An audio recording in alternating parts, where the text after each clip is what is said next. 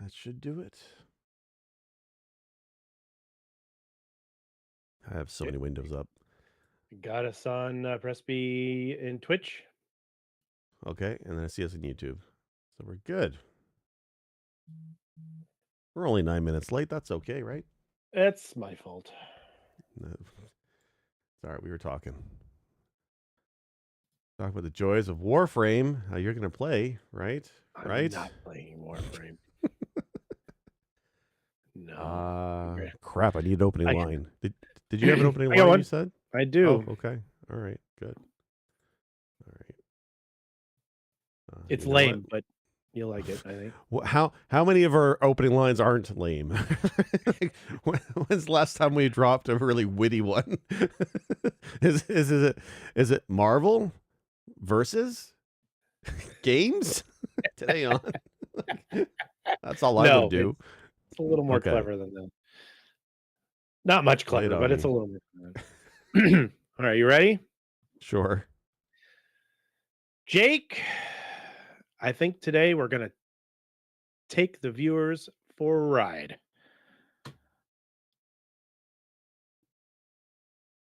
I'm going to take you for a ride. Yeah. Hey, we're going to watch. We're going to talk fighting games. Let's talk fighting games. We're so pro at this. Today on. If you don't say today on, I don't know when to click the button. I forgot. That's how it works. Don't today on the intro. We'll get there. It's only 224 episodes. So we'll get good by 300. And that's the goal I'm setting for our team. Fantastic. Squad goals. Where's the spreadsheet? Where's the spreadsheet? Yeah, I need 12 items charged from every one of you, son of bitches. And how can we improve this podcast? 12 items. we do this, and then maybe we'll get paid one of these days. Welcome everybody to another episode of Press Me to Cancel, your favorite podcast. Maybe every other week, but this week you just got me in charge. we're a bit off this week, but that's okay. We're just coming off of that trend of Crab Week a couple of weeks ago, and we're back again. Crab Week was rough. Crab Week was rough. Also throwing I Disney and all that stuff. I've been popping in with just Jake quite a bit lately. No, I still love everybody. I still miss everyone. There's no beef between anybody. This just happens to be the days that I'm free, as nobody else is. No, our schedule has been like all over the place all summer, and now we're into fall, so we got to try and bring some harmony back. Maybe we can start bringing some guests back in the podcast. We haven't had a guest in a while because it's been tough getting everybody's schedules together because everybody's been sick or working or just kids or busy or just the whole 9 yards. It's been a wild couple months, so but that's okay because you know what? We asked around on the crew, hey, Capcom released this Marvel vs. Capcom Fighting Collection, Arcade Classics. That is a way too long of a title for a game, Capcom. But we asked the team, anybody going to buy this? Anybody into these games? Anybody like Marvel vs. Capcom series? And I think I asked Wolf. And he's like, yeah, I have that. I have the PS2 version of MVC 2. It's like, it's okay. It's okay. It's a very Wolf answer. Yeah, a ringing endorsement from Wolf. Of course, he's talking about a bad port of that game, but we'll get there. So then I charged, do you like these games? Because I know you like Marvel characters. You're I keep forgetting you're like the comic book guy in our podcast. I keep thinking it's just GP, but it's not just GP. It's you as well. No. So he's like the these DC games? side. I'm the Marvel side. Right. Yes, I do. I do like these games. Yeah. Actually, I have fond memories of going to our local arcade where I grew up before they closed it down. And one of these games, if not two of them, were on the big screen. So you can play these on the big screen. Oh, really? Way back in the day, yeah. Okay. And that's like my experience as well, is I've played all of these in the arcades. When I was a teenager, I was very fortunate to live to like a strip mall that had two back-to-back arcades, which seems odd, but they were both incredibly busy and they both had different games. But guaranteed, anytime one of these came out, they had a copy of this machine, or 3 or 4. They were insanely popular. And it kind of go about, I know we did some episodes in the past about arcade games and arcade sticks a little bit, but my core memory of what an arcade machine and buttons and stick feels like is directly related to the Marvel versus Capcom games and the Street Fighter thing. it's if you're in Japan, it's different hardware, but in North America and Europe, you have that like bat style stick and the 6 Mhm. buttons. That is the perfect layout for my hands when it comes to nostalgia. I don't play that way nowadays, but I like that layout when I was a kid. So I always remember that, and I even have a fight stick in that with those components. That's one, and one of the reasons I built it is because of these damn fighting games. So I definitely have a lot of nostalgia for this franchise as well. So I mean, spoilers, you and I have not bought this collection. I think we've been talking about it, debating and thinking about it. But I Well, wanted to kind of, if well, anybody in the podcast is going to buy it, it's going to be you or I, or if not both, because you and I have a problem. Please see a previous episode where Jake and I discuss our FOMO addiction, and you'd be proud. I still have not bought Black Myth Wukong, so I think I'm fighting it pretty well. you're doing pretty good. You're probably Fighting doing it. better than I did. I just bought UFO 50, so I spent $25 there. But I have not Well, pulled let's not talk about the the states of the truck simulator that I picked up because they were $4 a piece. But let's not discuss gosh, yeah. I that. mean, we're spending money, but I mean, this is a collection it's not $70. What is this collection? Is it 60 US, 50 US? I think so. I think it's 49.99, Okay, and I don't know what the conversion is in Canada there, but nobody cares. Nobody watches us. It's Canadian. It's just me. It's fine. So it comes with 7 games. So I thought it'd be fun to just kind of quickly go through and just give our hot take on the games that are in this compilation and any memories we have of this from the arcades, because we likely played these in arcades. And then I do want to spend a little bit of extra time on the last one, the most recent game, Marvel vs. Capcom 2, because there's been some fun news on that one. And to be honest, that's the game that kind of really ties this collection together, and a lot of folks have a lot of nostalgia for that particular game. So we'll spend a bit more time on MVC2. But to start off with, the first game of this collection, and it's also kind of an oddball for a collection devoted to fighting games, it's The Punisher. So, which is a beat 'em up. Now, I played a little bit of this, but I think you said you have beaten this one. yeah, I played it a while back for one of the charity events that I did. I picked up some arcade fighters, and I've never played the Punisher at the time, so we scooped it up and played that one, and it's fun.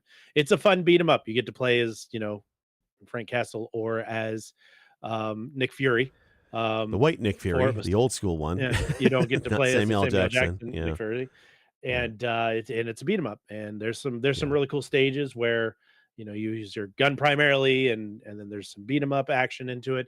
Um, I really liked it. It's a standard beat 'em up. There's nothing really super special that stands out about it, other than you're the Punisher kicking the shit out of punks, and you fight the Kingpin, who is enormous at the end of the game, as most final bosses are in the old arcade games. I specifically remember going, "Holy shit, the Kingpin is taking up half the screen. He's a big dude." So that might be over dramatic, but or over dramatized, but he's a very large individual in that particular game. But yeah, it's standard beat 'em up. It's weird, like Jake said, it's weird. We have a fighting collection, an arcade fighting collection, and they snuck in the Punisher. I don't know what they were thinking, because I mean, you've got Yeah, the original beat 'em up, the original Avengers beat 'em up, you've got X-Men beat 'em up, which is a classic. Why stuff the right. Punisher in there as like a bonus for a fighting game collection? That's weird to me. It is kind of odd, and I'm wondering if it has to do with maybe the previous games that Capcom's released in this kind of style, because they had a Street Fighter collection, which I did buy a couple years back, and that was packed with games. Although to be fair, I think at least 3 versions were Street Fighter 3, but there's more games on paper, I guess. So maybe for this collection, they wanted to flesh it out a little bit longer, a little bit more. Mhm. There's other versus games in this franchise that's not included in this. There's one on the Wii, I think. It's Capcom versus some Japanese anime franchise Is or it studio. SNK? No, well, SNK is another one as well. SNK is the studio Yeah, that does like Sam Show and yeah. Fatal Fury and Terry Bogard and all them. Mhm, And mhm. that's definitely another franchise, and that's actually coming as a collection in the future. They announced that one as something that's in the works. I'm actually excited for that one, but we can talk about that later. But I guess this one, just because it's the Marvel license that they have, and that was the big thing, right? They at times lose the license to these, and they had to pull them from the store, and we'll get there. But for Punisher, I guess maybe it's just one they already had. Maybe it was easy to port, or maybe they already had a port in the works. I mean, who knows? I know Capcom has like a client for arcade games that they brought a couple years ago onto Steam, and they've been adding like one-off purchases or buys for that collection. You can add like Ghosts and Goblins, I think, is part of it, and there's a few other ones. So maybe they had Punisher ready to go for that, but then when they realized they had a fighting game collection, they're like, we need another game. Let's bring it in. Could be that maybe, but it's interesting. Weird. It's still a Marvel character, so I No, mean, but I it is get it. kind of I odd. get it. It's just it's a strange thing to it's to me, and we're going on a tangent here a little bit, but if I were to make a beat 'em up collection, I'd put, Captain Commando and then I put the Yeah. X-Men one. Yes. But I guess I think Acclaim might have had the rights to the original X-Men or I don't remember the exact company, but it obviously wasn't Capcom. So Yeah. I didn't even think that Punisher was probably owned by Capcom, and that's why they shoved it out there. That's So actually a good because I point just too, think of title, because I don't think of owners yeah. of who has the games. Well, like the X-Men arcade game that everybody loves from back in the day was a Konami game, right? So they had the Mhm. license to that one. So I see that one not being included. But you made a good point about Captain Commando. The other one was Cyberbots, which are both Mhm. Capcom beat 'em ups, and both feature characters that are in another game we'll talk about shortly. So how come they didn't Cyberbots is include those in titles? well, Cyberbots is already in another Capcom fighting That's package. right. Mhm. It's I right. have that That's one. in the beat 'em up collection they did. That's true. That they have Interesting. Darkstalkers, that, and then the Red Yeah. Lion one, and then something else, but Cyberbots is in Yeah. that. I actually played that the other night. Okay. It's a great Interesting. game. Yeah, so they definitely, I guess they're just spread thin. I don't know. Maybe that's why they just, these other games have these games, so we have Punisher, I guess. But anyway, Punisher's it's a solid beat 'em up. It's Yeah, no, it's interesting. a great game. It is when you look at this collection as like I guess for like a history of the genre. It's not the same genre. It's right. Like these games Right. have more in common with like Street Fighter 2 than they do the Punisher. But it's fine. Mhm. It's a fine game. It's a beat 'em up. I do like Right. Capcom's beat 'em ups. The great thing about all of these games, except for the last one, is they're all showcasing Capcom's pretty famous hardware for the day, right? They had the CPS 1 and CPS 2, mostly CPS 2, which is just an iconic arcade hardware that ran most of their fighting games, right? From Street Fighter 2 up all the way up to NBC. So Mhm. and I believe the Punisher was on the first version of that hardware, if I'm not wrong. It might have been the second. So it's all running on the same arcade hardware. So it's, I guess, the Right. history is that part. And that's I So think what the biggest draw for me for this particular bundle is it's the classic arcade look style right. hardware that went with it. So it's not some port that came over to PlayStation 2 or Dreamcast Yeah. or whatever. It actually looks and feels like it used to back in the day. So Yeah.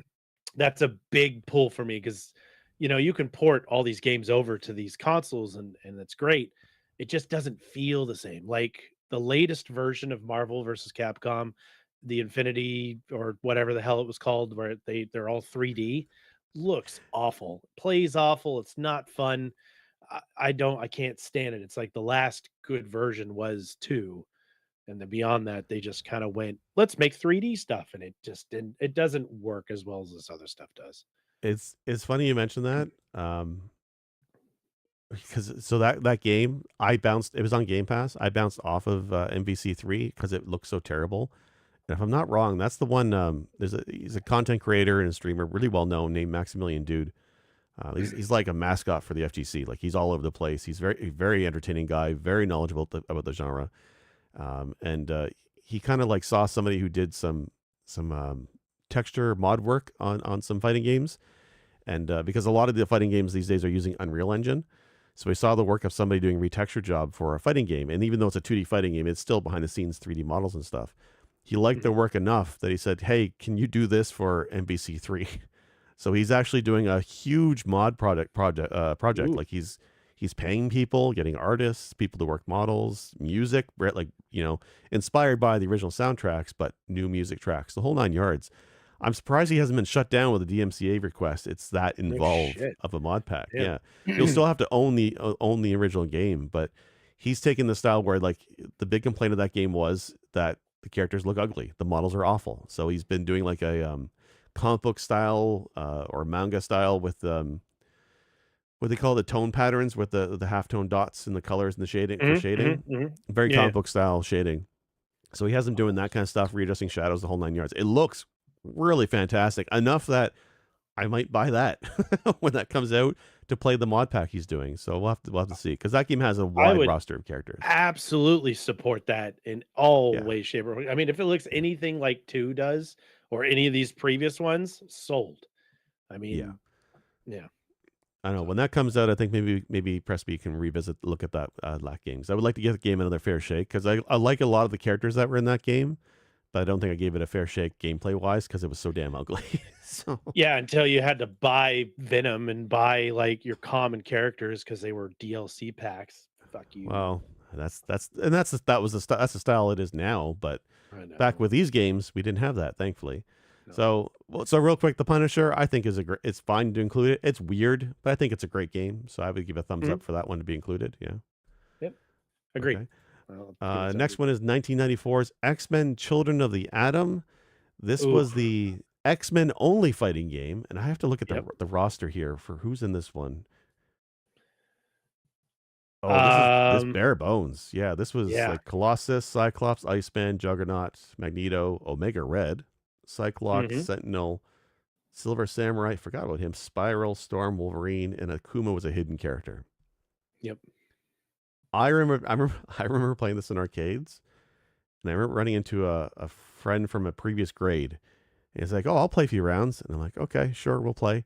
And he played Wolverine, and I've Yep. never seen somebody cheese the buttons mashing like I've ever seen this guy play Wolverine before. It was just constant mashing. And I remember Yep. getting so salty, I swore off this game for 6 months. But that's what these games are, right? They're definitely if you button mash, you can definitely do well enough for against people like me who don't know what they're doing, I guess. Oh, Did you play Wolverine much of was this like, one? I did. I did. I played it a lot. Yeah.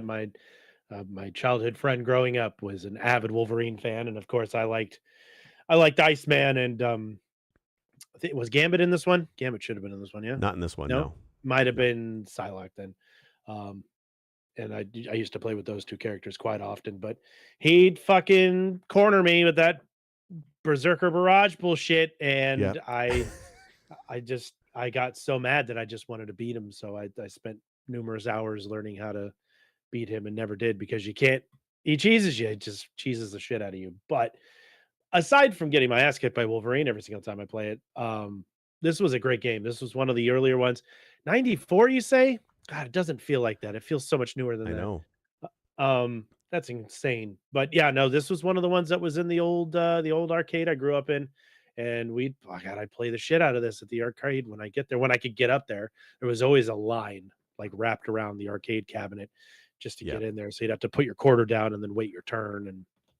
And Sam's Town was bumping when Children of the Atom were in there. That was a great game to play. That and Street Fighter, they were right next to one another. You could play either one of those two on the big And I screens. think I think that's why I like this one for quite a bit is because I was terrible at Street Fighter 2. I said before, like I appreciate Street Fighter now in 2024, but when I was a teenager, I could never get my brain around how all the normal moves were so different character to character. I was more of a Mortal Kombat kind of kid. Mhm. So, but at least when it came to the X-Men game, again, I could button mash or I could be cheesy with it. I remember I remember playing Cyclops a lot, mostly because Cyclops, I think it was his strong punch, third punch was him actually doing an optic blast, just like a Right. projectile, small projectile. He of course had a Mhm. bigger one too, right? And I love the voices in this game, right? He's like optic blast, berserker barrage Yep. for Wolverine. I Yep. just saw here they got the voice cast from the cartoon, the Fox cartoon show, to do the voices on the video game, Oh, snap. which, as limited as the lines are, that's really damn cool. You're making this very difficult to pass up after this episode because now I want to play it really bad. Yeah, that's pretty awesome. That's neat. This is a really cool one. Not a huge roster of characters, but it does fit the time frame, right? This was a couple years after Yeah. Street Fighter 2, and Mhm. to be able to play characters like this from the comic book, so well drawn sprite wise. The sprites are so well drawn, and a lot of fan favorite characters in here, right? Especially if you're a fan of the cartoon, like I was, right? Having Wolverine, of course, and Cyclops is really cool. Storm, I think, Yeah. was one of the characters I said. That's a Yep. pretty awesome game. Definitely not one I would play maybe today, but for the time, I definitely think it's great, and that's awesome. That's included in this collection. Yeah. Yeah, No, this is definitely a thumbs up for me. This is a great. This got me into more fighting games from yeah, that point on because everybody was playing Street Fighter. Street Fighter was a huge deal, and I was like, Street Fighter's cool and all. I like Blanca. I liked anything that I could quickly tap a button and do a super move. That yeah, was neat. yeah, And then we were during the 90s, the early 90s, I was pretty heavy into collecting comic cards and some comic books, but mostly the card versions of them. And they released Children of the Atom, and we were like, sign us up. Let's go play this stuff. And we play the hell out of it. And like you said, it was a small roster. So we were like, we hope this continues to grow. And it certainly did, because then it gave us the other half of these games. This is pretty. Yeah, this is pretty rad. Okay, so that thumbs Mhm. up for me as well. And then you know what's funny about this list? They're all like a year apart. Yep. So 94 Children of the Atom, 95 Marvel Superheroes, We were which eating is good when it came to the fighting games for that. oh yeah, every year Real there's good. something brand new, right? Yep. So Marvel Superheroes is 95. That one has, yeah, this is where they started getting great. They started bringing in a bunch of folks, right? They got Captain America, who's great. Doctor Doom, I remember loving him. The Yep. Hulk and the Juggernaut together, like Yep. both screen filling sprites. That was pretty awesome to Yeah. see. Iron Man, Yep. I remember loving the hell out of Iron Man in this game. Iron Man Magneto, was cool. Cyclops, Spider Man was an easy character to pick up. Spider-Man was my boy. Once they announced that Spider-Man and Iron Man were going to be a part of this game, I was sold, absolutely Yeah, sold. Um, they're everybody knows, at least people that listen to the podcast know that Spider-Man and Venom are my two favorite characters in the Marvel universe. So anytime there was an opportunity to play as Spider-Man, I was signed up, very much yeah. signed up. Yeah, I love this one. This one was a lot of fun. Yeah, Thanos, Wolverine, and everybody's favorite character, Shuma Gorath. I don't know who the hell that is. Not the octopus He guy. was the That's green squiddy guy, I think. yeah, he's the octopus guy. Yeah, yeah, yeah. Yeah, so I remember him. But this He's was a the Doctor game. This Strange is the one that brought in. It was the War of the Gems, I think, right? So you had the guy. Mhm. Infinity Stones way before there was Yeah. the MCU. You had the Infinity Stones dropping as power ups in a fighting game, and they would each do something different. I think damage or armor or super meter, something Yep. something on those lines. I Yep. remember not understanding what any of them did, but it was fun picking up anyway. But it Yep. was definitely a game where I think if you're a pro at this, if you really studied what everything did, which was always hard for me as a kid, but if you learned this game, I think you could do some really awesome stuff with the gems. This is a good one. Mm. Yeah, I mean, Infinity War was happening long before we even knew we were going to have Marvel movies coming Right. out for this whole thing. So I have the original book of them all. But I mean, getting the gemstones, the Reality Stone, and the Time Stone would like speed you up, and Reality Stone gave you like projectile powers, and it Right. was just there's some really cool stuff that the stones did, and being able to like you said, beat the shit out of someone to get the stone to pop out of them and to pick it up. Yeah. It was like rewarding. It's that whole Yeah. endorphin hit when you hear the ding ding ding, oh shit, I got a stone, I gotta go get it. I don't know what it does, but I'm picking it up. Like there's some really, really cool stuff in Yeah, there. that was a good one.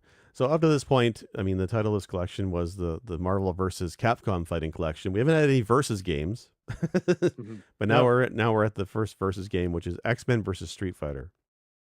This is the one I remember playing a lot of when I was a kid, and I got video if you want to talk about this one while I pull that up real quick. Yeah, I mean, the first introduction, this is the first like crossover that I could remember Yeah, between the superhero games and then your long-standing Street Fighter coming in, and they just merged the two together and brought some really really cool characters and some really cool um additions to it. I mean, you get to play as Ryu and Iron Man at the same time, or War Machine, or whoever. I yeah. think it was Iron Man in this one, but and then Gambit was there, and I Rogue was just it was there. a Yeah, Rogue was there. There's just some yeah, really neat matchups that you can do with this particular game, and and just having like you said, having the Street Fighter characters there as your choice too. It merged the two together, because for a time there was a lot of Street Fighter people and there was a lot of Marvel fighting people, and now they're bridging the gap between the two of them. So you can still play Ryu and Wolverine if you want to, and have fun with that kind of a matchup. So this was before I think you can have multiple characters on your team. I think you yeah. only played as one guy at the time. Still, No, this is two. oh, is This this is the also the twofer? That's what I first. okay, Yeah, okay, yeah. This is okay. another. This is revolutionary for a couple of reasons. So one is that you get two characters. So I had to double check this today. In terms of a fighting game that gives you more than one character on a team, I believe the first game of that was King of the Fighters. King of the Fighters Mm, '94 let you pick teams, and that had three mm, characters. But it wasn't a tag game. I thought it was, but it's not. It's literally one guy dies, the round ends, and you switch to start the different next one a over. character. This is the Right. first fighting game, as far as I can tell, that has a team of two, and you can tag them in at any time to switch characters. So this is Mhm. pretty awesome because I remember after this game, other game franchises started trying to copy the tag style battle, right? Like Tekken had it, and other games had it. So this was kind of neat. It's Um, crazy to think that like, this is just it's the perfect combination. Like, if you're a huge Tekken fan, then I guess that would make sense that you would be like, "I'm gonna grab Lord Voldo and" or is that Virtual Fighter? I don't remember, I don't know Tekken very well. But you can get and then the guy with the panther head, you could do that. But, I mean, you could get Chun-Li and Storm, as we saw in the video, right. on the same team together. So you can have your cake and eat it too with the Street Fighter Marvel fans, you know what I mean? Or you can go, Yeah. I'm going straight Street Fighter, fuck you guys. I'm going to do Ryu and Ken and I'm going to cheese my way to the top or, get Wolverine and Gambit and do some cool stuff with that. And then you like you said, it's a tag team thing. So it's not when somebody dies, you could call that person in if you're like, all right, Yeah. I'm gonna pull in Gambit, do some moves with him, and then pull him out when he gets too tired and put the next one in. It really made for another strategical attack on the game. It made it Yeah. really, really cool. I think there's also the game that you could do assists. Yes, it was. So you can also call in your tag partner to do a one-off move as an assist. Mm. That was pretty cool, pretty awesome. Was it And on that's this something one? that I didn't know it was on this one. yeah, I because thought it was the more to the next superheroes. well, Marvel versus Capcom has an assist system, but it's not your tag Mhm. partners. It's other characters, and we'll get there. So Gotcha. yeah, I'm pretty sure it's tag assists as well. Yeah, just a lot of strategy, a lot of tactics in this one, and just the balancing between your two characters. Because if a character takes a certain amount of damage, it's yellow damage. So if you tag him out, they can recover some of that health. But if you keep fighting Mhm. with that one guy, he gets hit again, he loses that bar that he lost, and he can't recover. So I remember a Right. lot of playing this one, trying to like save the bar for my tag partner. So I was tagging a lot. And this is also the first game where I started to use the air attacks more because these games are always Mhm. exciting. That unlike Street Fighter 2, which is a very much a ground game, there's a lot of air in this versus franchise where you could do a super jump up into the air and you would up like a screen up, and you Right. could do air juggles and air combos. And I remember mostly accidentally pulling them off, but when I did pull them off, Right. they're cool as hell. And there was when you could do some of the combos. I mean, the combo system really, I feel like, was really solidified in this. I mean, you had oh crap, that game that everybody loves, the one that was Oh, Killer on. Instinct. Yeah, thank you, that's what I was Yeah, thinking of.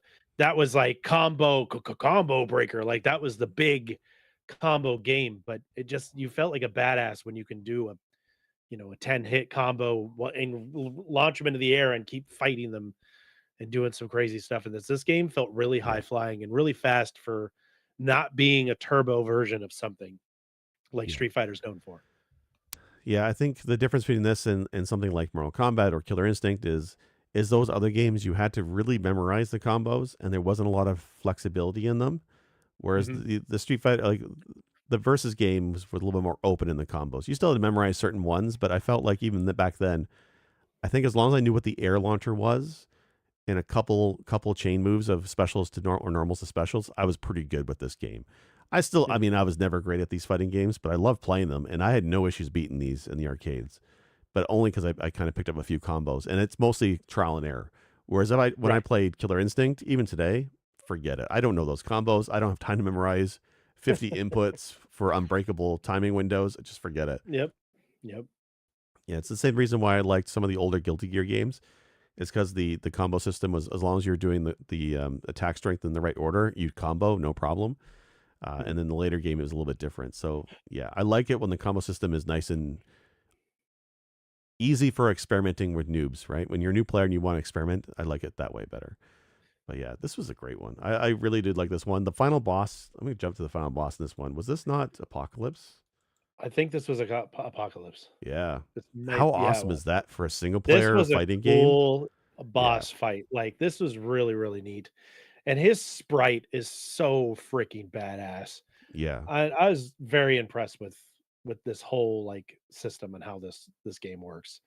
Um, and this just brought more, like, cooler fights later into the game. Like, this was kind of Yeah. a or in the series, this was kinda like the gateway of, "We're gonna do this," and then they took it and did the same thing in the other versions of the games that we're gonna talk about here in a few minutes, but When you I, finish it off fighting your partner, that's hilarious in this video we're yep, watching.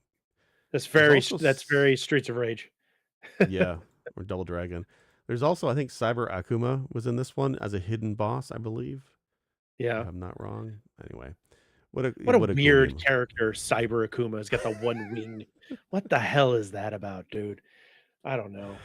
Well, you know what? It's fun though because it's the crossover factor, right? You're taking completely two different universes and you're trying to meld it together, and you're trying to have a boss Mhm. that kind of makes sense, I guess. So when the final boss is an X-Men villain, as cool as Apocalypse is, he has no relation to Street Fighter or anything. So it's neat to have a Akuma who is, but Akuma on his own can't compete with Apocalypse. You have to cyber him up.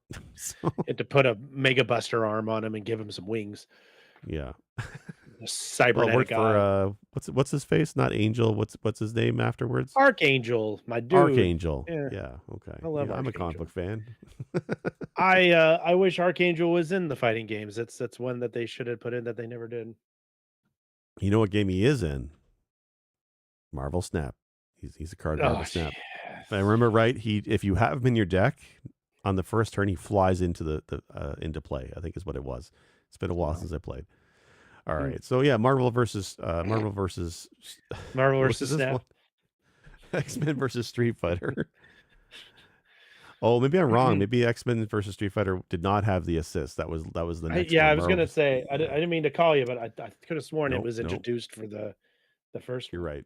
You're right. Because the next game is 1997. So again, a year later, we have Marvel Superheroes versus Street Fighter. I almost forgot this existed. What was in this one? Do you remember this one? I do, but I don't remember it specifically because I felt Marvel Superheroes versus Street Fighter was basically the expansion of Marvel Superheroes. So they just took that cast and Oh, brought okay. them and dropped them into this was like the initial Marvel versus Capcom before they decided to You're right. add characters from like Yeah. Cyberbot and Yeah. um like Red Riding Hood and Darkstalkers and all those other characters.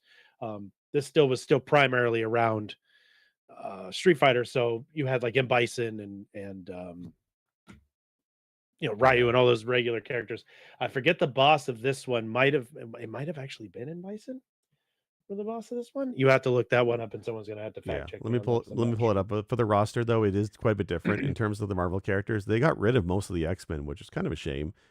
They Mhm. still have Cyclops and Wolverine, but Wolverine was so popular in the 90s.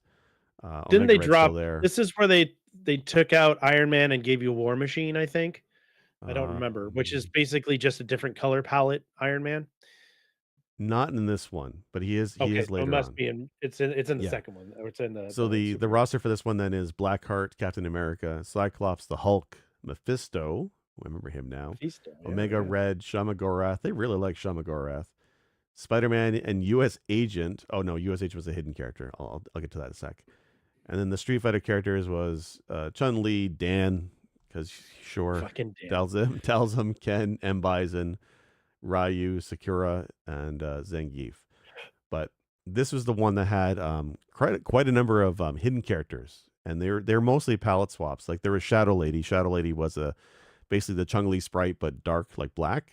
Mm, Although mhm, they gave mhm, her some like mecha moves for some reason, it was kind of weird.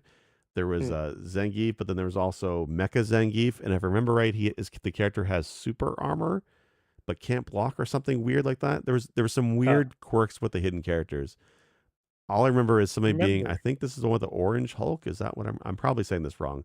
I just remember the more hidden than that. characters being a lot of inputs to pick one, waiting for somebody to go through the motions to get it, and then just overpowered kick my ass with those characters. That's Right. all I remember with them. Because yeah, Mhm. U.S. Agent is a palette swap of Captain America, and the moves are slightly different, fundamentally the same, but a little bit different. Right. Right. But that's pretty awesome. I wonder if that's like the most hidden characters in a fighting game. It's got to be up there. Right. That's pretty interesting. They're Um, just palette swaps, though. It's not like you got Venom running around well, there. they are palette swaps, but I mean, hey, Mortal Kombat made a mint off palette swaps, right? So, That's true. I mean, um, you have Cyrax and Sector and Noob Sabat and Reptile nah, and all Sub those Zero. fucking guys. Was it Sub Mario Lopez from Wolf? Yes. Yes. Uh, I'm just looking at the final boss for this one because now I don't remember. It was Marvel Superheroes versus Street Fighter. Yeah. Is I wanna Apocalypse in say this one as well? did they do a Hmm. double? Or did I screw these up? Now I got to double check. Hold on. Now we got to make sure. I don't know. Unless Akuma was stuck in there somewhere. Let's see Don't here. worry, guys. We're Oh, not dead airing. We're just fact checking ourselves. yeah, we'll edit this in post. No, we won't. No, we won't. No, Apocalypse was definitely the final boss of X-Men versus Street Fighter. Okay. And then Marvel Heroes versus Street Fighter. It says Apocalypse, and then the final boss character Cyber Akuma. That can't be right. Did they seriously use him twice? Huh. Yep, Cyber Akuma is the final boss for Marvel versus Street Fighter. Weird. Okay. All right. So this is where we get Cyber Akuma. Oh no, here Interesting. we go. Oh no, I'm wrong. I'm reading this wrong. X-Men versus Street Fighter. You defeat Apocalypse. Player must win against the final boss battle against Cyber Akuma. So I guess maybe they did it twice. Yeah, he's the second last boss in Marvel Superheroes versus Street Fighter. You know what? That's probably why I have so much overlap in my brain with these two games. Is I just remember the giant sprite of Apocalypse. That's wild. But I mean, the one thing with Capcom 2 is they certainly know how to reuse sprites because they did a lot of that, right? I remember anytime they used Morgan from Darkstalkers, they never ever gave her new sprites. They just kept ripping them from the games. It was always kind of strange. Interesting. All right. Well, still a stellar game either way. I like this one a lot, but again, I think in my brain I overlap this with X-Men versus Street Fighter maybe too much. But I love both of these games. I mean, they are similar. You just get a couple different characters to play. So yeah. I mean, that sounds like a Capcom pool where they're just like, we're just going to pool the old character from the last one because it was so successful and give you more characters to play. Yeah. I mean, they're a year apart, right? Well, that's the thing, right? Like the development time on these is stupid. Like a year, right? It's like I can't imagine they have multiple teams doing them all in these. tandem. They probably were doing them all in tandem, and then they've just been releasing them periodically to keep the focus. I mean, fighting games were so popular from the early 90s into the late, early 2000s. It's just wild that we had 3D. I mean, how many variations of Street Fighter 2 did we have in a couple of years, right? 2, Turbo, Championship Edition, all that. But here we actually have all these different Marvel versus games and quite a bit difference in the roster. And there's definitely features between the different ones. Speaking of which, the next one is Marvel versus Capcom Clash of Superheroes. And I got video for this one. This one. Now, this one. Yes. You want to go ahead? This one is great. This one came out in 1998. Yep. This is the one of the pinnacles of greatest fighting games ever created. If you want my personal opinion, I mean, the characters you can play as, the selections. I mean, I believe this introduced Venom, my favorite character to play as, and then it had this weird palette swap of Iron Man. They decided instead of playing as Iron Man, you could play as War Machine. I don't know why they did that. I guess it's no different than having Ryu and Ken, but you always typically have. Well, this one is not a good example of that. You usually have Ryu and Ken at the same time, but they decided against it on this time around. So the sprite work in this, the profile pictures of each characters, the movement, everything is clean. I love this game. And I think this is the one with Onslaught as the final boss, I think.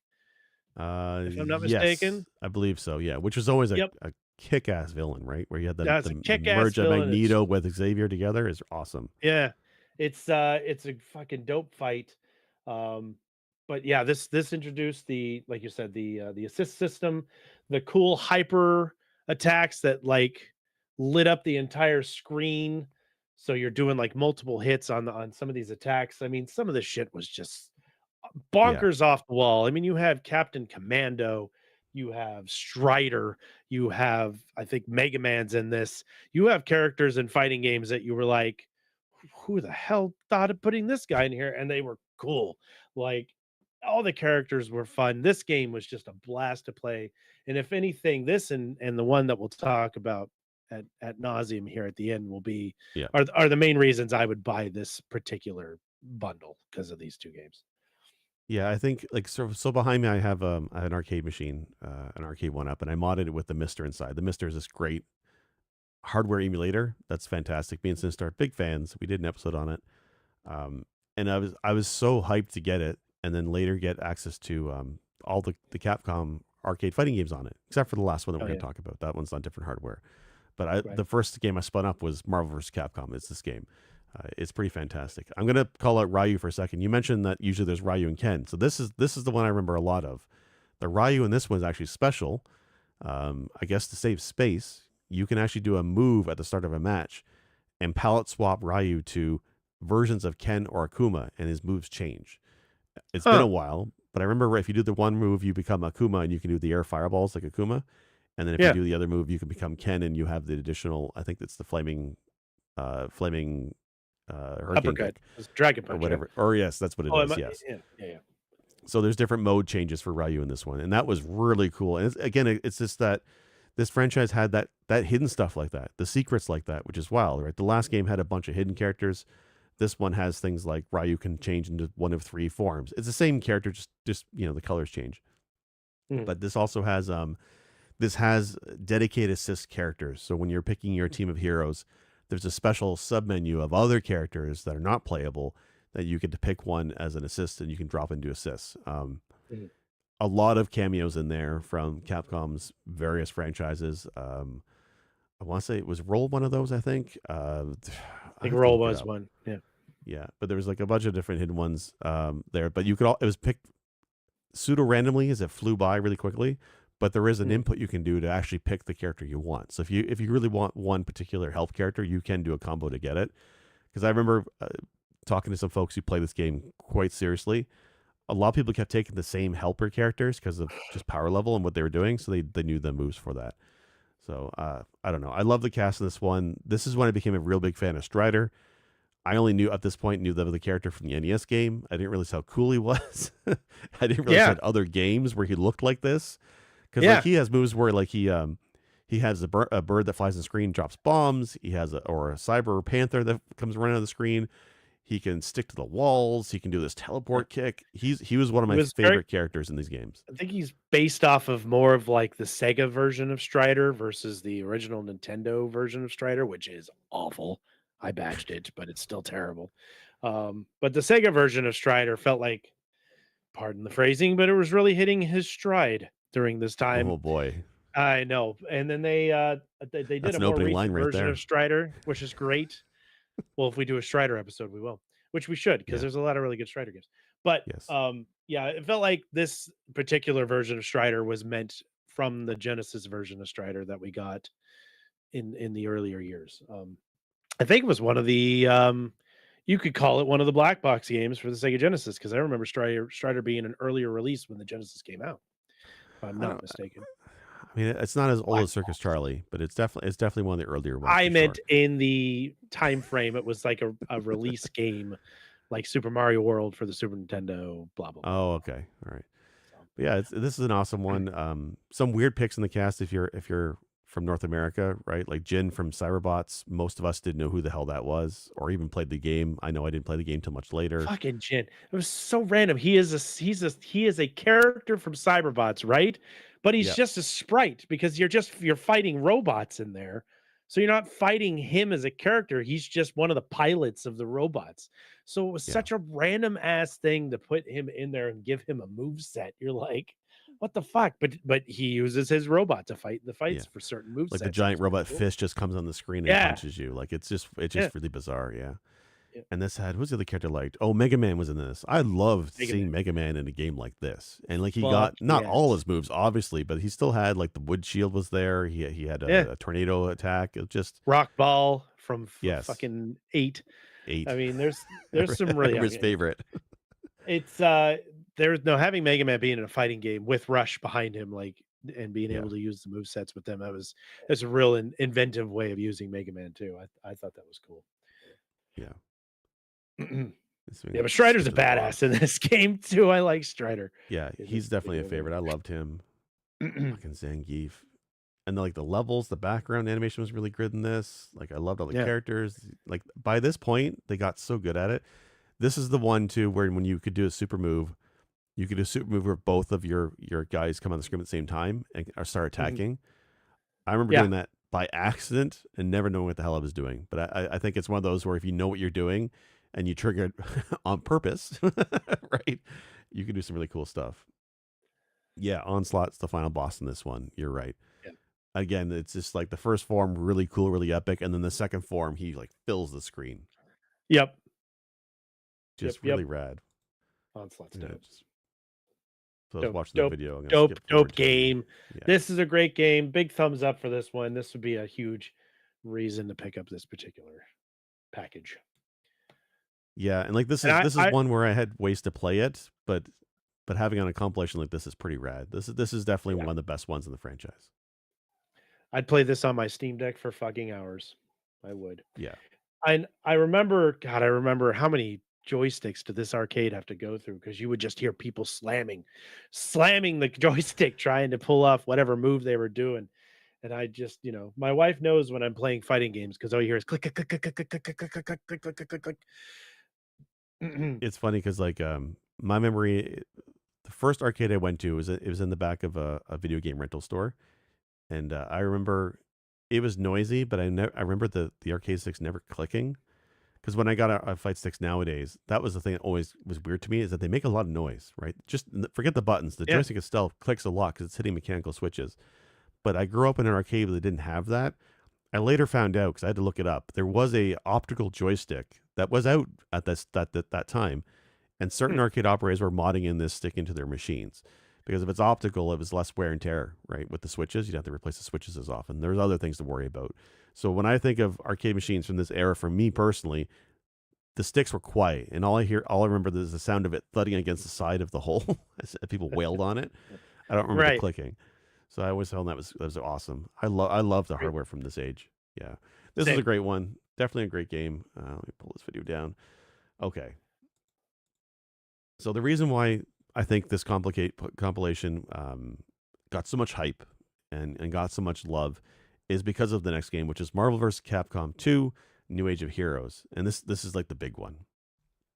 I didn't really play this in arcades, but it came out in 2000, and I got a Dreamcast around that time, and they had Mhm. a Dreamcast port that was stellar.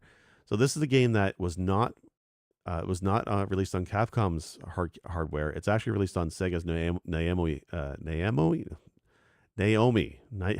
Oh, there you Words go. are hard. There it is. Naomi board, which for those who Mhm. don't know, that's basically the guts of the Dreamcast, right? It's a little bit better, but it's that style. And it was the first Mhm. game in the franchise that took 2D sprites and they added some 3D elements to the background. Whether you love it or hate it, that's what the game was. But it's basically Sega hardware. So when this got ported to home consoles, which was huge, right? To have a game like this on home consoles, it really was like arcade perfect on the Dreamcast. Like it's really good. Like the other games we talked about, like X-Men versus Street Fighter and Marvel Heroes and all that, there was ports on PlayStation or Saturn, but I think it was the PlayStation version of one, for example, didn't have the tag functionality or something in it. Like it was always missing something, Right. right? Because to have two characters on screen was nuts. But this is the first one that got a console release that was basically arcade perfect, which is stellar. And it's I think in part because the Dreamcast was that hardware. I think there was a PS2 version and an Xbox version of this, but I don't remember either one of them getting good reviews at the time. And I think it's because of limitations. The Dreamcast was the 2D Yeah. machine for fighting Right. games. So I think I had the Xbox version of this, and I was not impressed with it. yeah, So much like Wolf, I was like, it was okay. it was It okay. was Yeah. okay. So and that was always neat. Let me pull up the video of this one because this one I love My watching this one. my dream of these games were always to have the same exact quality that you were playing in the arcade, right? I mean, you get the same thing when you buy Yeah, the Manhattan Project for the NES, and you think to yourself, I'm totally gonna get arcade version Turtles on my NES, and that's not it's not gonna no, look anything yeah, like that at all. It's still Manhattan Project's a fantastic game, don't get me wrong, for the NES, but I mean, when you want a fighting yeah, game like this, you want it to look like this. Like, you want it to come home, sit down in front of your computer or your PC console, whatever the fuck, and play this exact version of what you have, and you never got that. You got some weird thing that was gonna be modded to work with your joys with your controllers, and it just never felt the same. It's so much better to have the arcade stick. Like, I have a real hard time playing any fighting games without some kind of arcade stick because it just doesn't feel the same. Doesn't feel yeah. right. It feels really weird, really weird. Yeah. But So there's a couple things. So for people watching the video, this is actually the Xbox 360 version. So my bad. Dreamcast is better, but that's okay. But we'll live with it. I'm with you on the arcade stick, and that's one of the reasons I built a couple is because I'm so used to that 6 button or 8 button layout. This Mm. though was interesting in that it was only a 4 button layout. Actually, right? It was 4 attack buttons. You had light, and then you had heavy. But if you did the light button twice, it kind of comboed into 1-2, and the second move was basically what would have been the medium attack from the older games. So that was the Mhm. one difference with this one. And of course, you get 3 characters instead of 2, which is just even more bonkers. And the roster, right? When this came out in arcades, I believe it was 24 characters when you first turned the machine on. And then over time, as more quarters went into the machine, it would unlock new characters. And I Mhm. think is the final roster like 56 characters or something ridiculous? I can't There's pull a it up. shit ton of There's characters so in this many. game. If I'm not wrong, it's pretty There's much every Marvel or X-Men character that was in prior games is in this, and a boatload of Capcom characters, including ones that didn't even have their own games. I remember it was Ruby Hart, which was like the pirate Mhm. character, and then Mhm. there was a Mingo, I think it was. It was the cactus with the That's a maracas. cactus guy. Yeah. Yep. Yep. Yeah, and both of those were like I think concepts of characters that might have gotten a game at Capcom, but they couldn't flesh it out and they didn't release it. So they just kind of Mhm. use those designs for characters in here. But like Tron Bonne, people like Mega Man Legends, she's a character in that, and she's in this giant green mech, and her super is a giant one of those minion Lego men things she has fills the Yeah. screen. I Just crazy always stuff. thought her correlation was with Captain Commando, because there's the Yeah, baby character you can play as that's in the giant mech. So yeah, I always thought there was some kind of spin-off from that character, and that I didn't realize it was a Mega Man Legends character. yeah. So that's pretty rad. Just a huge roster. Anybody you think you could think of is probably in this game. They even had 2 Wolverines. I don't remember if you remember that one. They had regular Wolverine, and then they had Bone Claw Wolverine.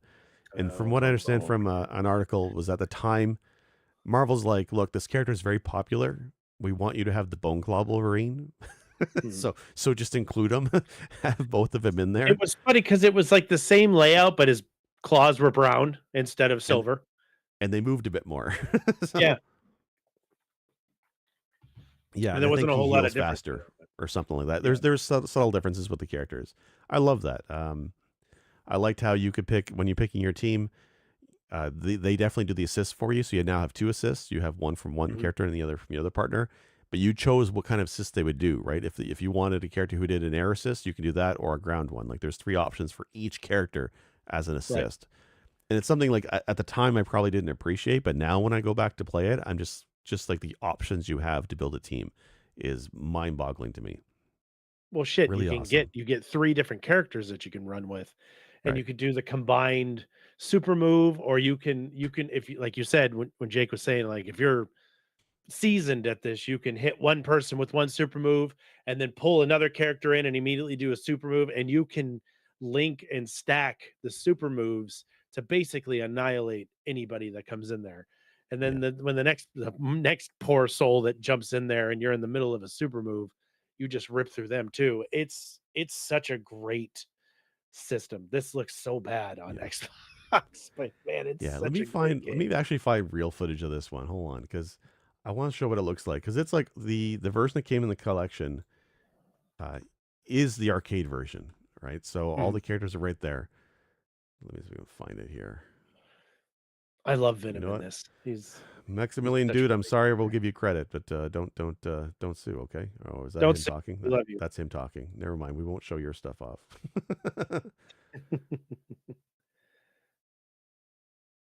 Yeah, here we go.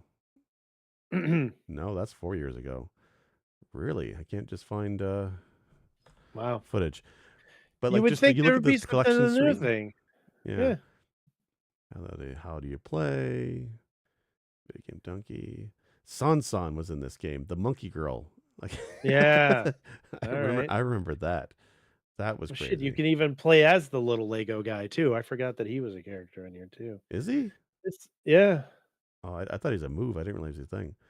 He was Wow, down in the that's corner. crazy. Unless that's her sprite. It could very well just be her picture for it. But Gosh. anyways, Anyway. this game is spectacular, and one of the main reasons to pick this thing up is, and it's just to have the, like I said, the original artwork of the game, super cleaned up, still looks very comic booky, and it's still it's badass. It's just it's super badass, and I would pick this up in a heartbeat. When you guys announced it on Discord, I was like, "What? Stop giving me things to pick up." So, I'm always going to be a huge lover of the Marvel versus Capcom series Fighting Collection. I think this was a great combination of games and Yeah. a great combination of characters. And then you start adding the Darkstalker characters in that I love.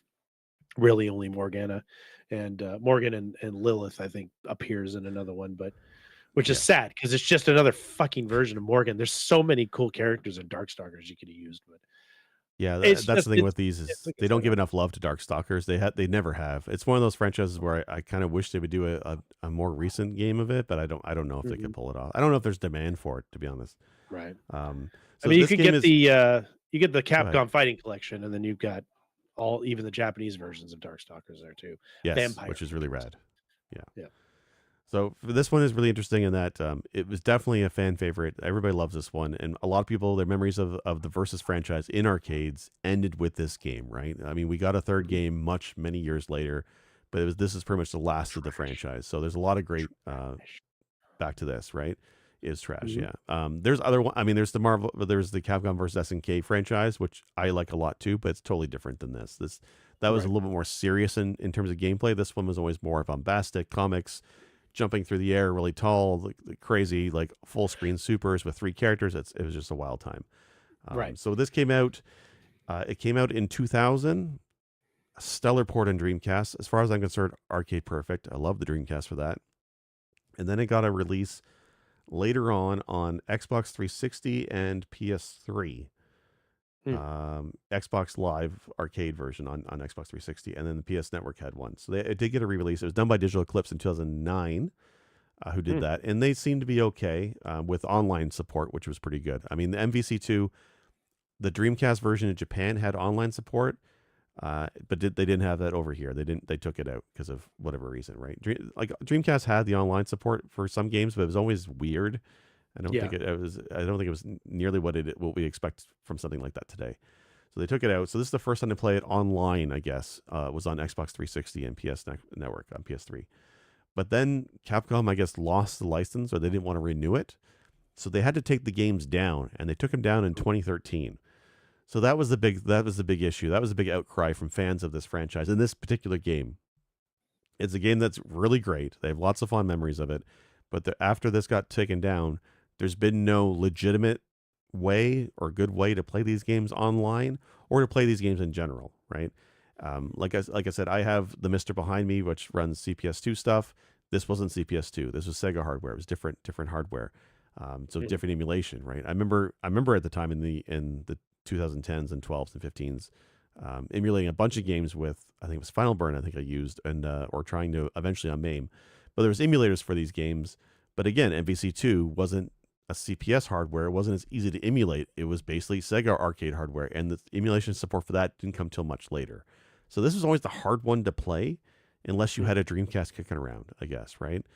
So I mean, it even got an iOS version. What? Wow. An iPhone version? Weird. So after it got taken down in 2013, we went through basically a decade where nobody was able to play MVC2. And then we said his name earlier. Maximilian Dude had this big Twitter campaign, free MVC2 hashtag, to try and get support for it.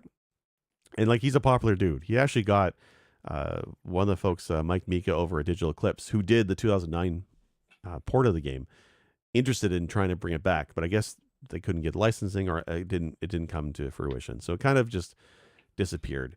Kind of just the back burner. I think it was 2021. He was really pushing hard for these, and just nothing from Capcom crickets. And it was also the pandemic, so they're kind of busy. Um, Right. but I mean, fans could play these games in other ways. There's a thing called Fightcade, which again goes back to emulation, right? But Fightcade is an interface. I mean, I'm sure people listening to this probably already know, but Fightcade is like a package. It's a client you download. You basically get your ROMs and their arcade ROMs, and it packages emulators together and lets you join online with other people in rooms to play these games online. It works pretty damn well. It's a little bit clunky. I tried using it again this week to play MVC2, and it's running off of I want to say Flycast. It's a Dreamcast emulator to play, and it's clunky, but it works, and it works pretty well for what it is. And that's I think the way that most fans of these games have been playing these games for the last 12 to 15 years. I know, Char, did you end up trying Fightcade when I gave it to you or no? No, I haven't had No? enough time to try and get it set it up. I think Yeah. this is the first time I've been in my office for like 2 weeks. Okay. So, It's an interesting package. I wish I had numbers on how many people use Fightcade week to week, or rather, I wish I checked this before this game dropped, because I would have liked to see the numbers. Because now that it's actually available in a more packaged form, in a form that not only fighting game fans are going to be able to play, but anybody can go on Steam and buy this thing and hop right in without any clunky interface. But even on Steam right now, Steam Charts has this game at around 1,500 players, 24-hour peak. I think the peak was 2,000 when it first launched, which is not. It doesn't sound like a lot of people playing this game online. But if you compare this to basically any other fighting game, that's actually not bad. I mean, Guilty Gear Strive, which is the most recent Guilty Gear from a couple years ago, that hovers around 2,000 players. And even something like Street Fighter 6, I want to say is like 6,000 players on Steam. It's not as high as you think it is. When we look at the Steam charts list of games, like Helldiver is right now, even post all the crap they've been going through as a patching and stuff, they're still at 19,000 at peak in 24-hour peak. So with games like that, or like Stardew Valley is like 30,000 or something ridiculous. So the fact that all these games are so high in Steam charts, but there's still people playing these fighting games, but there's still a very small community. So I'm hoping that MVC2 sticks around in popularity and gets more people invested in fighting games and kind of brings a new crowd. Because I'll tell you, when you play these games online, if you're not like somebody who grew up with them, you're going to get wiped. oh So yeah, hard. without question. Right. I have a hard time playing these games online because of that. I think I lose Yeah. my enjoyment factor of just getting tossed by somebody. So it's like playing. I'm not a Call of Duty guy, but I attempted to do some Modern Warfare back Yeah. in the day just to see what it is, and you're getting spawn sniped immediately out the gate, and you're just like, this is not fun for me at all. Yeah. So it pretty much tore me away from doing that stuff, and it'd be the same thing for this. It would ruin the fun for me. I just like playing against the CPU and maybe some friends that I'm like Jake and I could play together and it would be fun because we're probably at the same We're level casuals. and Yeah. it would actually be a challenge for both of us to fight one another, Yeah. instead of just getting my ass beat by somebody who's been playing this nonstop for, 40 hours a week. So, Yeah. And that's the thing that I wanted to call out this week too is so somebody who's really well known in the fighting game community is Justin Wong. Even if you're not a fighting game fan, you probably heard of his name before. Well known in tournaments and all that. And MVC2 is like one of his favorite games. I think it's the game for him, if I'm not wrong. So he's pretty awesome at it. And I guess it's a bit of a joke. He plays online and he doesn't hold back. Like he knows. I mean, we'll get to it in a second. But there's other number of glitches in these games. There's a lot of overpowered matchups. It's a game that has been in esports for over a decade, and there's certain matchups that are a bit OP, and he knows all those combos. He knows all those things. So he's been going online. His handle is the Wazzler. So if you played MVC2 in the first week of launch, you might have seen him and had the floor completely mopped. At the point that there were some Steam reviews saying that I hopped on, died in 30 seconds to some guy named the Wazzler. I'm refunding this game. There was more than a few like that. To the point where he caught wind of it and posted on Twitter saying, like, what? I guess I'm putting the fun in refund.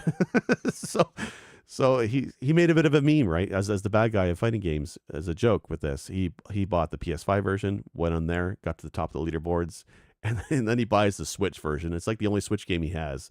He's like, I'm gonna go up to the top. And yeah, sure enough, no matter what platform, you're not safe. The Wazzler, Justin Wong, is going to come for you, and he's going to kick your ass. He's going to teach you how to play. Wazzler's coming for the you. Wazzler. It's such a stupid thing to see the Wazzler, but like it's one of those things where it's like even in arcades, there's always kind of like a not an honor code, but there's kind of the thing where if you're playing against somebody who's obviously not the same level of skill as you took it a little bit easy on them, or you didn't pick your main character, I guess is the thing, right?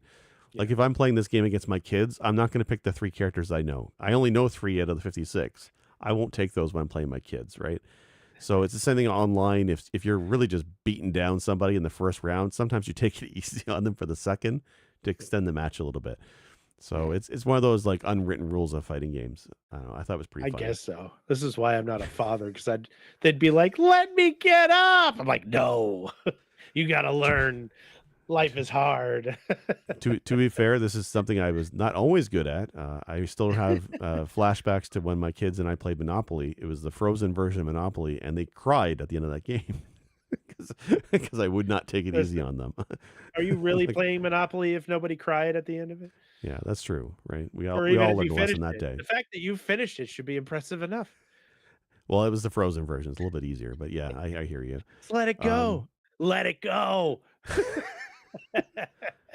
but yeah, MVC2 was great, but it's not these. This franchise had a lot of glitches. Like we get spoiled these days with patching. Right, game comes out, it gets Mhm. updated for 6 months to a year or longer, and Yep. especially fighting games. Right, balance patches are a real thing. Street Fighter Six has had several rounds.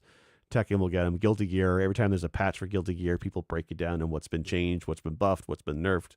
Right, it's just part of the way it works now. But back in the 90s and early 2000s, you didn't have that. So you have games like this that have glitches, right, or infinite combos. So the interesting thing for me was when this collection got released, announced, and then released, I was wondering, would they patch any of that stuff? Like, do they have the ability to go back and patch these games? I mean, it's Mhm. 20 years later. Can you even patch Marvel vs. Capcom 2? Can you take out some of those glitches? Because if you know those glitches and you're playing online, is that is that fair to do? What do you think?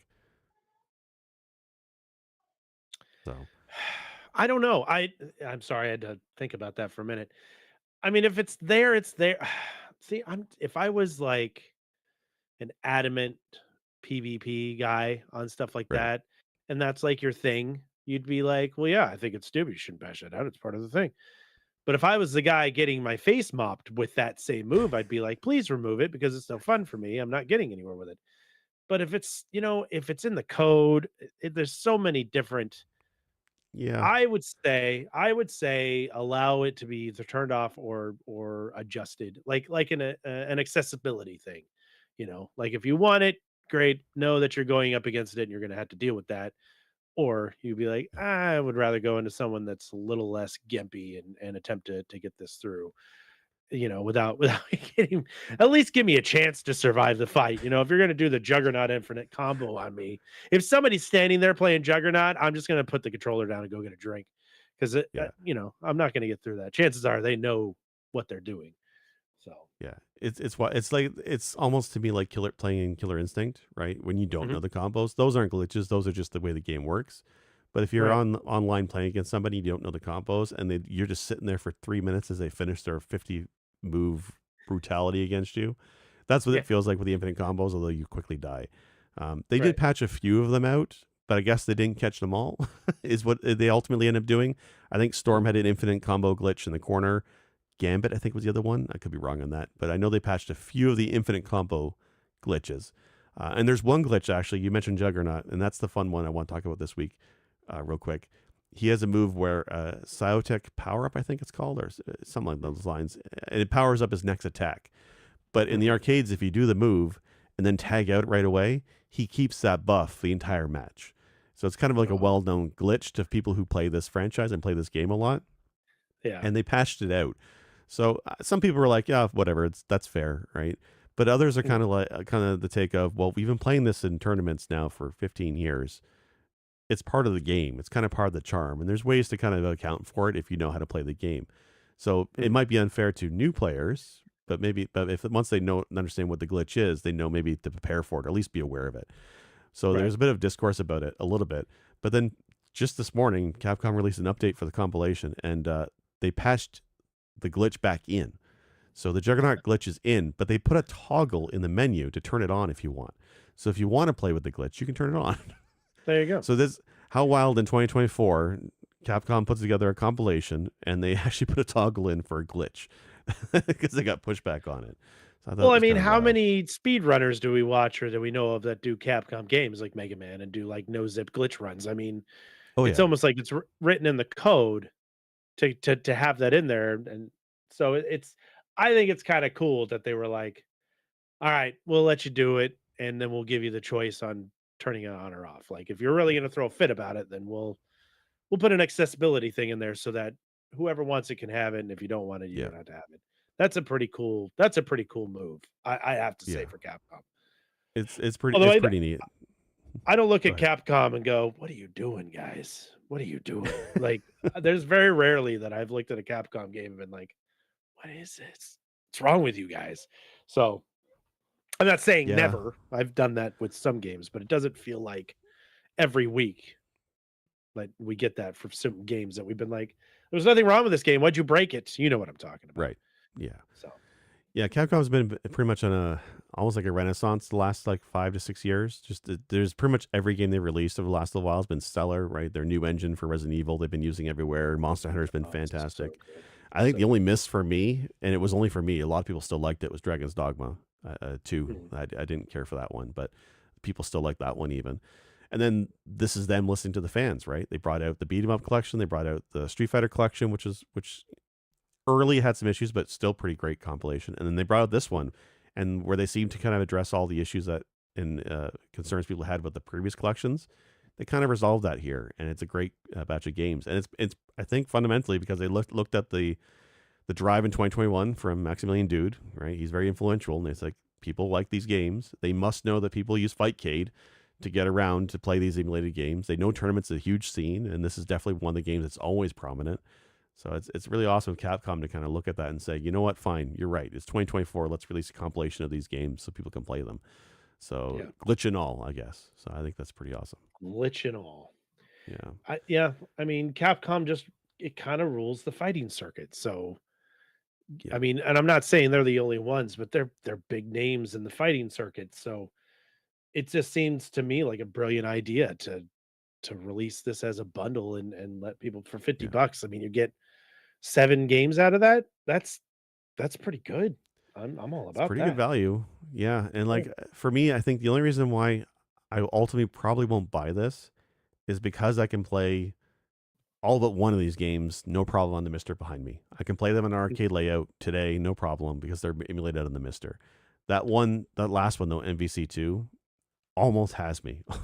So it's the same reason with the Street Fighter collection. I bought that a few years back. The only Mhm. reason I bought it is because I could play Street Fighter 2 and Alpha on the machine behind me, but I couldn't play Street Fighter 3. And I really wanted to give that game an on a shot, and I wanted to play a good version of it. So I bought the collection. So it's the same for here. I kind of want it, but I kind of don't want to spend $50 for a collection. I won't play every game in it. I don't think I Right. need to because I can play those today. The only thing I think this compilation really sells for me is the online play. But I'm bad at these games, and I don't think I want to play online. I don't want to get wazzled.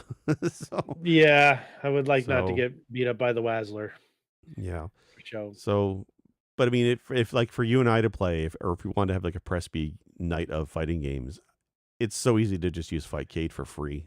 I mean, Right. emulation or whatever. But I think if you have any interest in the online play and legitimate playing these online with more than 12 people, I mean, I think the compilation is pretty worth it.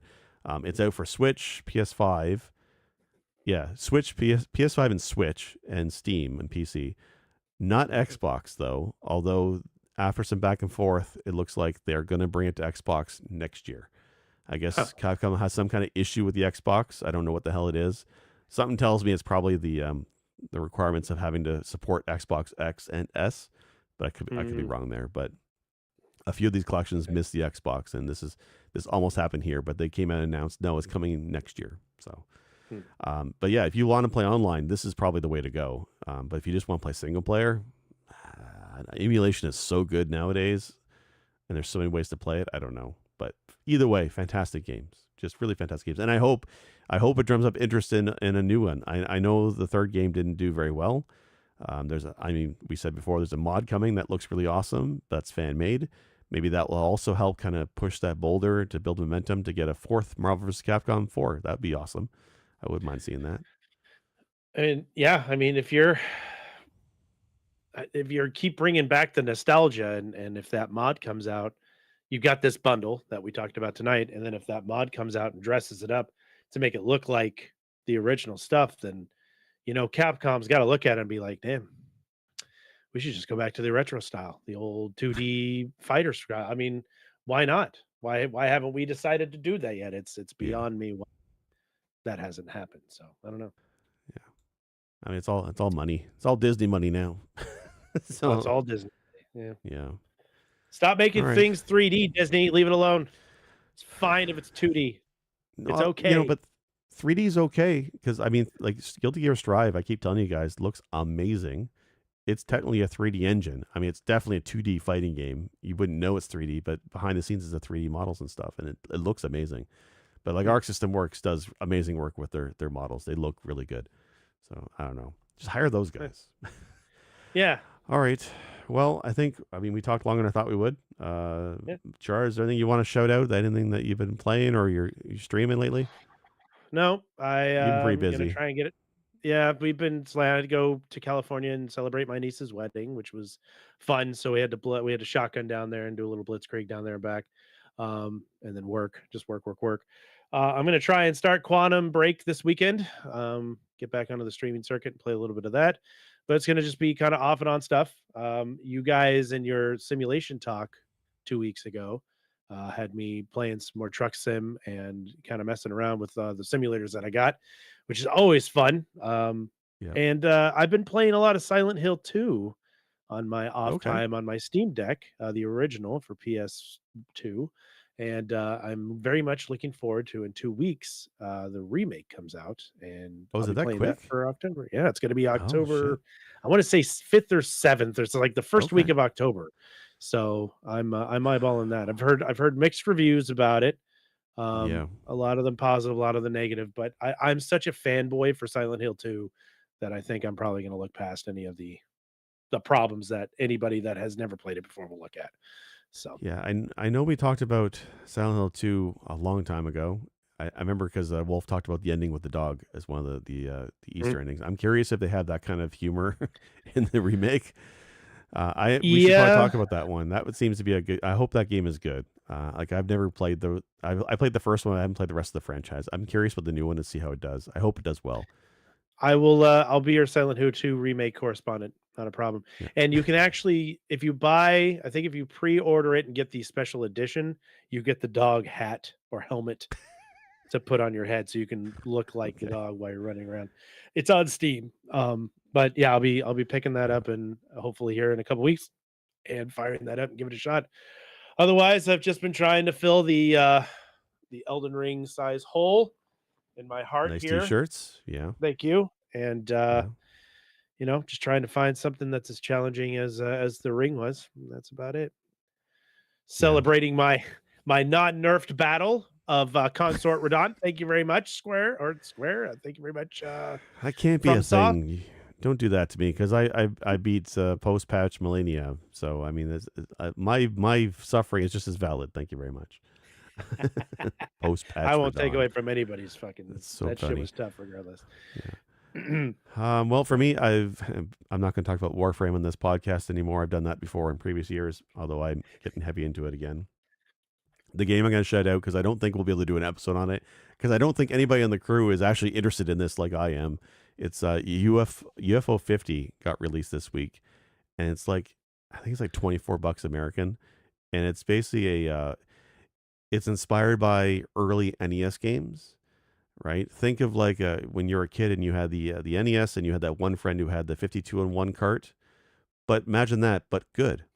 It's 50 games in one compilation. It's a bunch of indie developers from the last 7 years working on their own individual games, and they put together a package of a compilation of games for like a fake made up system.